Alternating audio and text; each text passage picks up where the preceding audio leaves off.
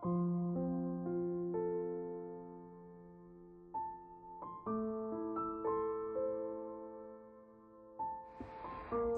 Yesus baik. Kita doa dulu. Kami percaya Tuhan hadir. Tuhan yang bukakan hikmat untuk setiap kami. Tuhan Bapa yang membuat kami ini mengerti dan bisa menangkap apa isi hati Tuhan. Dan setiap kami bisa menjadi pelaku-pelaku firman Tuhan. Terima kasih Tuhan Bapa, Tuhan hadir. Tuhan Bapa yang menjamah setiap kami. Terima kasih. Segala puji, hormat, kemuliaan hanya bagi Tuhan Yesus Kristus. Semua yang percaya sama-sama kita katakan amin. Oke, kita mulai Bapak Ibu. Jadi gini Bapak Ibu, firman waktu dibagikan kepada jemaat itu sebenarnya firman itu nomor satu itu untuk yang bicara. Yang kedua, firman itu dibagikan untuk yang mendengar. Dan sebenarnya ada lagi, firman itu sebenarnya untuk orang di luar sana yang memerlukan kebenaran firman Tuhan. Jadi sekali lagi saya ingatkan, waktu firman dibagikan, yang pertama pasti untuk pembicara, yang kedua untuk pendengar, yang ketiga untuk orang-orang di luar sana yang belum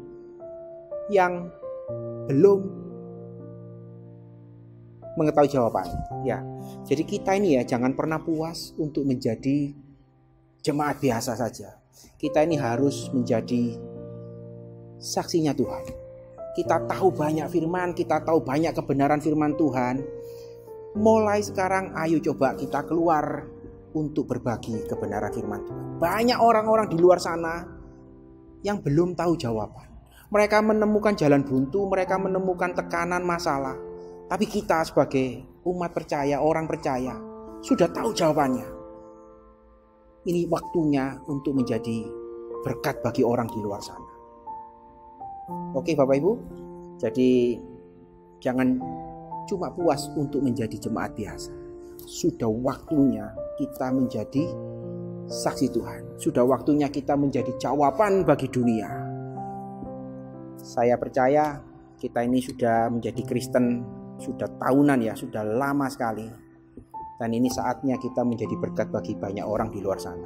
Saya ingatkan lagi, Tuhan sudah mau datang.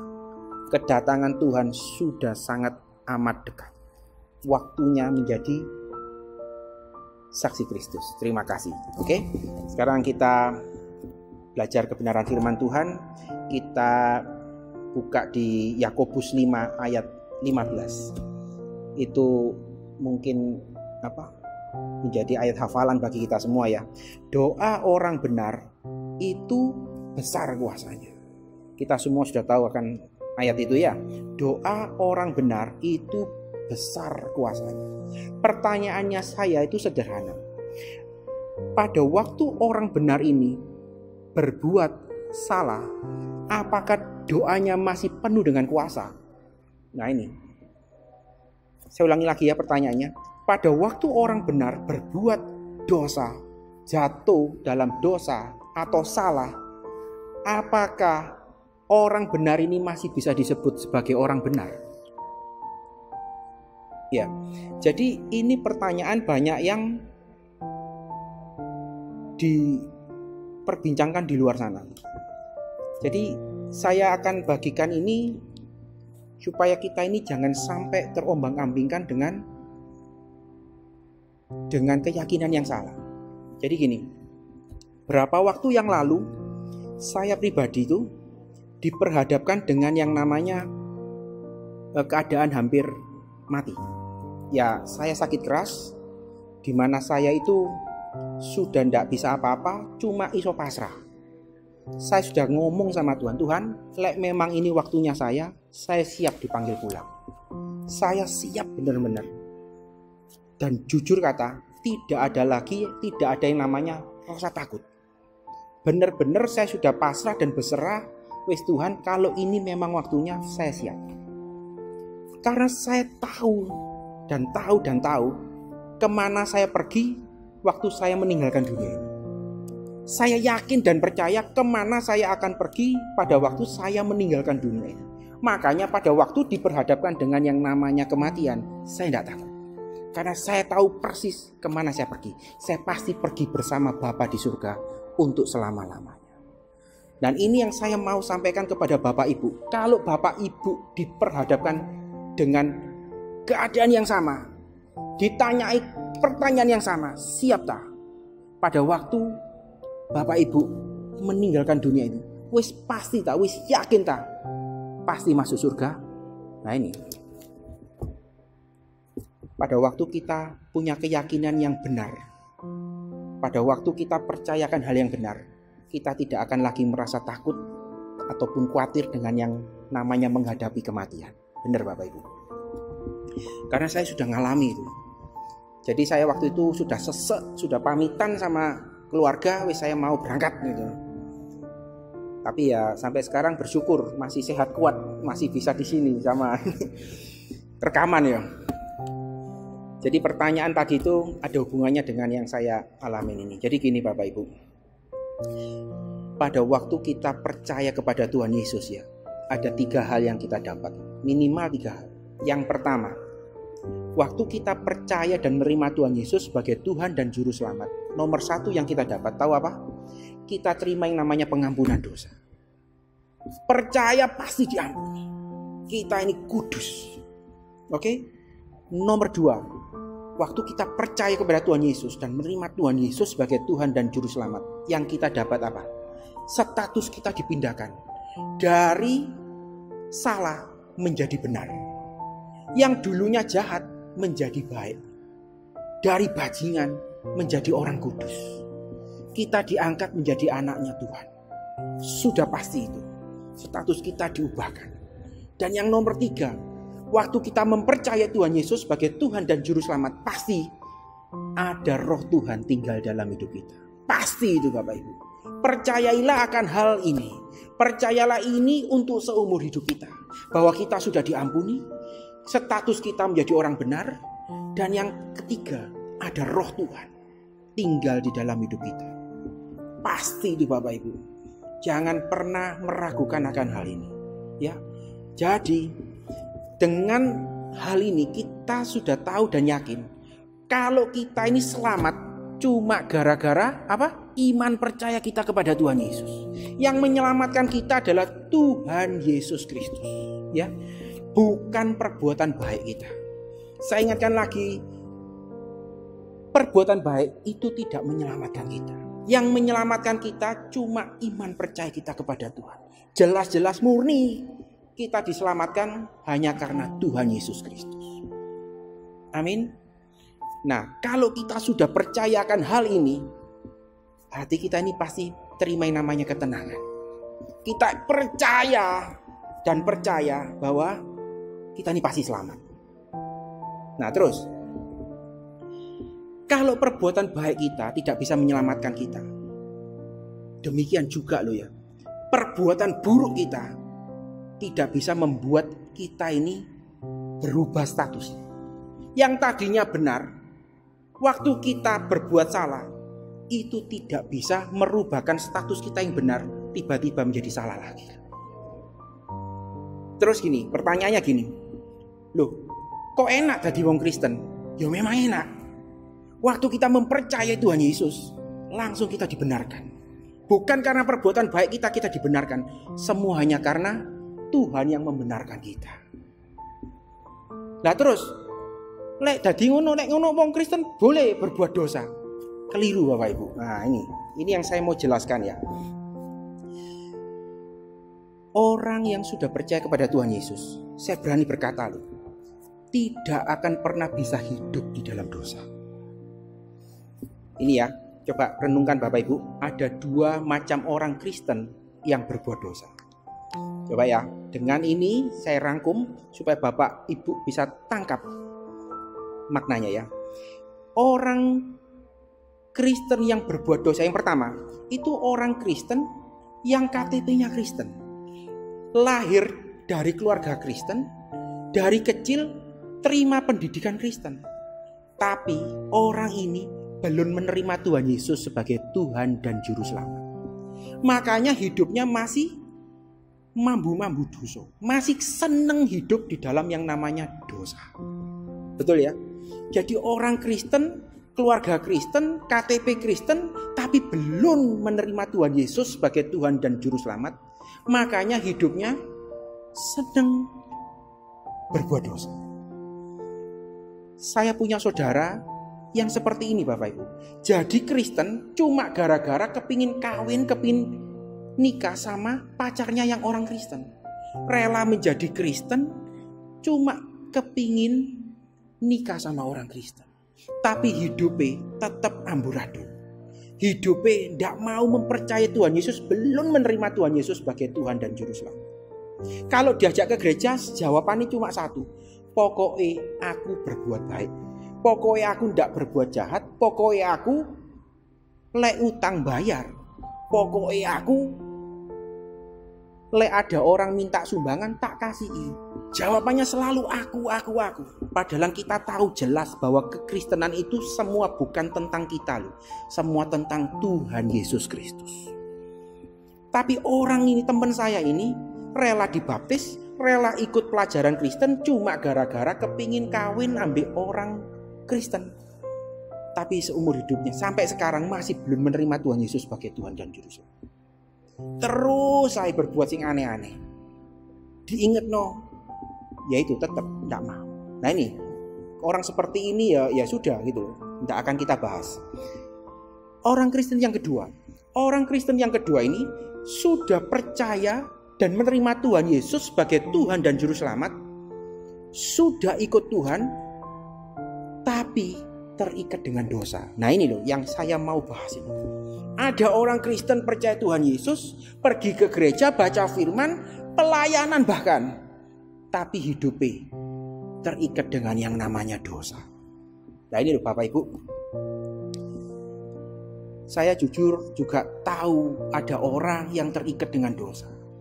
Mereka ini sudah percaya Tuhan Yesus, sudah melayani, tapi hidupnya masih terikat dengan dosa. Lah kok iso? Nah ini, karena saya pribadi pernah mengalami seperti hal ini. Ya, saya pernah terikat dengan dosa. Tapi Tuhan tetap bebaskan saya. Saya ini dulunya perokok. Tidak pernah punya keinginan untuk berhenti untuk merokok. Tidak pernah kepingin untuk bertobat. Tapi Tuhan tiba-tiba kasih saya itu rasa kalau rokok itu pahit. Satu hari itu rokokan itu pahit semua. Nah iya, saya ini bukan orang yang bodoh-bodoh amat. Kalau rokokan pahit ya sudah, saya nggak mau rokok lagi.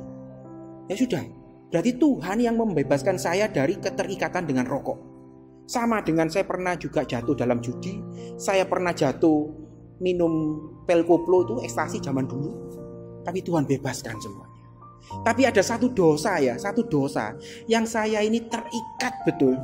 Sampai saya ini jijik dengan saya sendiri. Saya tahu betul bahwa saya ini Kristen percaya Tuhan Yesus. Tapi saya tidak bisa melepaskan dengan dosa yang satu ini. Dulu. Jadi tak cerita dulu. Saya ini terikat dengan yang namanya nonton video porno. Saya tidak malu lagi ngomong ini karena ini supaya Bapak Ibu juga bisa terima kebenaran dan merdeka juga dari semua dosa itu. Saya pernah terikat dengan yang namanya nonton video porno. Dan kalau sudah nonton video porno, saya itu melakukan hal-hal yang tidak senonoh gitu. Saya tahu itu salah, saya tahu itu tidak benar, dosa di hadapan Bapa di surga. Tapi saya namanya terikat nih Bapak Ibu, terikat. Saya sampai ya Tuhan, ya apa iki carane supaya lepas ini, supaya lepas. Saya tahu itu salah. Padahal saya sudah nikah, saya sudah pelayanan, bahkan saya sudah punya anak, tapi namanya terikat gitu. Sampai ada satu titik di mana saya itu benar-benar sampai berteriak dalam hati itu, Tuhan, ya apa carane ini Tuhan, saya tahu ini salah. Dan Tuhan bukakan saya di kitab Matius 16 ayat 16. Ini pewahyuan yang saya terima sampai saya bisa lepas dari yang namanya dosa. Dan saya percaya kalau saya sudah pernah terlepas dari dosa, terikatan dengan dosa, saya percaya Bapak Ibu pun pasti bisa terlepas dari yang namanya dosa, keterikatan dengan dosa. Jadi gini, pada waktu itu Petrus tuh ditanyai sama Tuhan, Petrus, kamu dengar orang di luar sana, siapa mereka, siapa saya menurut mereka? Jadi Tuhan Yesus tuh tanya sama Petrus. Terus orang di luar sana menganggap aku ini siapa? Ini pertanyaan Tuhan Yesus kepada Petrus. Petrus terus jawab itu. Oh, ada yang bilang kamu nabi, ada yang bilang Elia, apa aja macam-macam. Tapi Tuhan terus tanya, kalau menurut kamu siapa aku?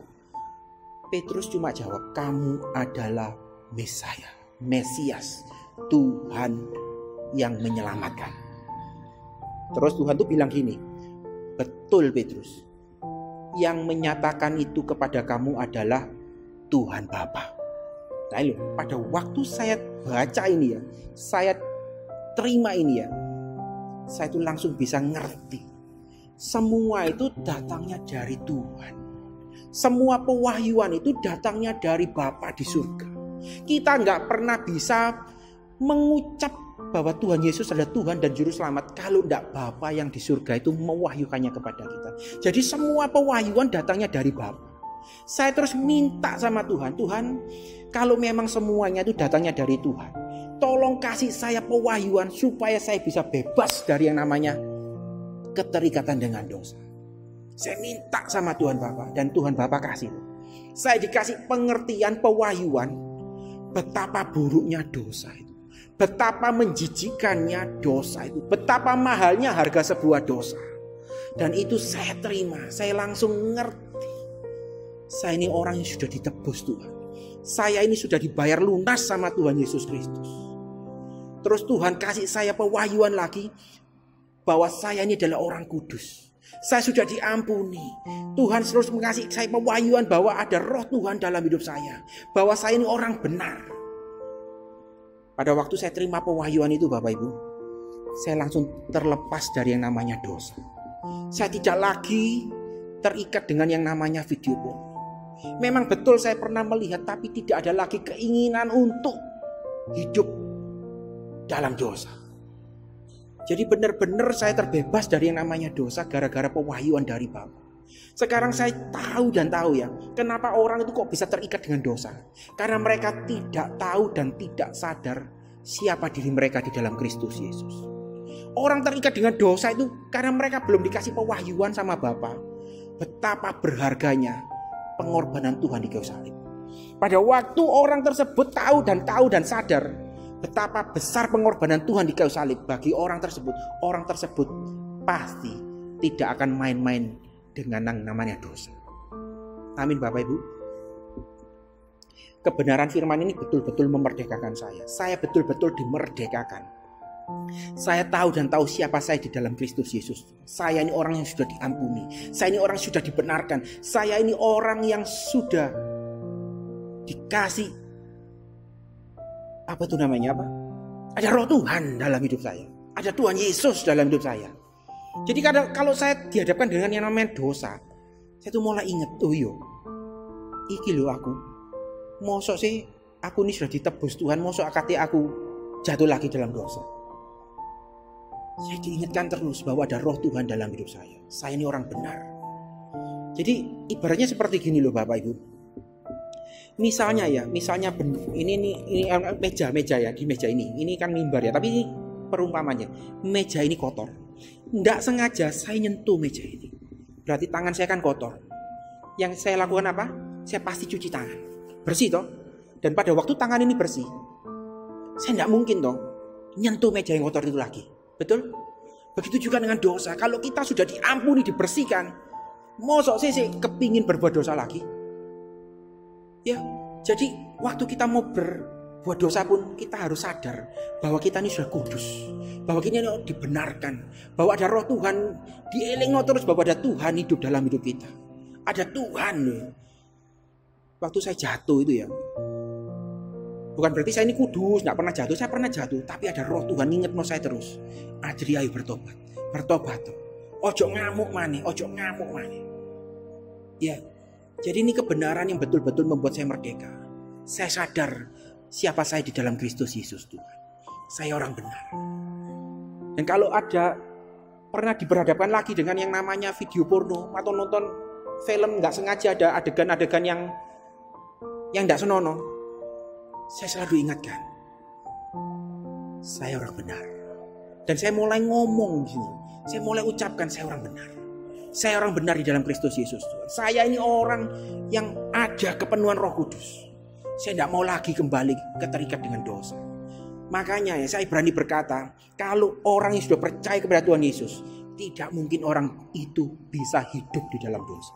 Karena ada Roh Tuhan yang nginjek mau terus menerus. Siapa mereka di dalam Kristus Yesus? Siapa kita di dalam Kristus Yesus Tuhan? Sama dengan halnya Yusuf digoda tante Potifar. Yusuf tidak tergoda. Karena kenapa? Karena Yusuf tahu siapa dia di dalam Tuhan Yesus. Yusuf pegang janjinya Tuhan bahwa dia akan menjadi pembesar, jadi penguasa. Jadi tidak mau gampang-gampang jatuh dalam dosa. Ini loh yang saya mau sampaikan kepada Bapak Ibu. Mungkin Bapak Ibu tidak terikat dengan dosa ya, tapi firman ini tangkap dengan kuat. Mungkin Bapak Ibu punya teman-teman di luar sana yang terikat dengan dosa dan ini bisa disampaikan kepada mereka. Kita bisa bebas dari dosa, keterikatan dan dosa waktu kita sadar siapa kita di dalam Kristus Yesus Tuhan. Waktu kita tergoda, ingat terus siapa kita. Saya orang benar, ngomong terus. Makanya di kitab Roma tertulis apa? Roma 10 itu, dengan percaya dan mengucap kita diselamatkan, betul? Jadi pada waktu kita percaya, kita juga ngomong supaya kita ini selamat. Saya orang benar di dalam Tuhan. Saya orang kudus karena Tuhan Yesus Kristus. Ada Roh Tuhan dalam hidup kita. Ngomong terus berulang-ulang supaya kita sadar siapa kita di dalam Tuhan Yesus Kristus. Kita adalah orang benar. Ya, kita ada orang sudah diselamatkan. Tuhan itu sudah mati di kayu salib. Bayar harga dengan nyawa. Mosok sih kita ini masih terikat dengan yang namanya dosa. Sejak saat itu saya benar-benar bebas dari yang namanya terikatan dengan dosa. Bukan berarti saya ini bisa kudus terus. Pernah saya juga jatuh. Tapi tetap saya kembali lagi bangkit. Ya Bapak Ibu, saya ingatkan lagi. Bapak Ibu adalah orang benar. Bapak Ibu sudah diselamatkan. Ada Roh Tuhan tinggal dalam hidup setiap kita. Ya pada waktu kita percayakan kebenaran ini, kita ini tidak akan gampang-gampang berbuat dosa. Kita pasti terbebas dari yang namanya keterikatan dengan dosa. Amin. Saya ingatkan lagi, Tuhan Yesus sudah mau datang. Mulai jadi berkat Bapak Ibu. Jangan terus-menerus berbuat dosa. Ya, kita sudah tahu belajar bagaimana supaya kita bebas dari yang namanya keterikatan dengan dosa. Kalau saya sudah dibebaskan, saya percaya Bapak Ibu pun juga pasti bisa terbebaskan. Oh, aku nggak terikat, ya sudah, tidak apa-apa. Simpen kebenaran firman ini erat-erat. Nanti waktu ada orang yang terikat dengan dosa di luar sana, Bapak Ibu bisa menjadi berkat buat mereka. Amin. Saya ingatkan lagi, kita adalah orang benar di dalam Tuhan Yesus Kristus. Kita orang sudah diselamatkan, dikuduskan, dan ada Roh Tuhan dalam hidup kita. Saya percaya Bapak Ibu bisa tangkap ini dengan kuat dan menjadi berkat bagi kita semua. Amin. Nah, kita tutup dengan doa. Terima kasih Tuhan, kami percaya, kami sudah dengar kebenaran firman Tuhan. Kami sudah terima Tuhan Yesus sebagai Tuhan dan Juru Selamat. Dan kami percaya Tuhan Yesus Kristus adalah penyelamat kami. Kami percaya setiap kami bebas dari belenggu dosa. Kami percaya yang sakit Tuhan sembuhkan, yang kekurangan Tuhan gantikan dengan kelimpahan. Terima kasih Tuhan Bapa. Terima kasih. Segala puji, hormat, kemuliaan hanya bagi Tuhan Yesus Kristus. Di dalam nama Tuhan Yesus Kristus, yang percaya sama-sama kita katakan, amin. Tuhan Yesus memberkati. Haleluya. Shalom.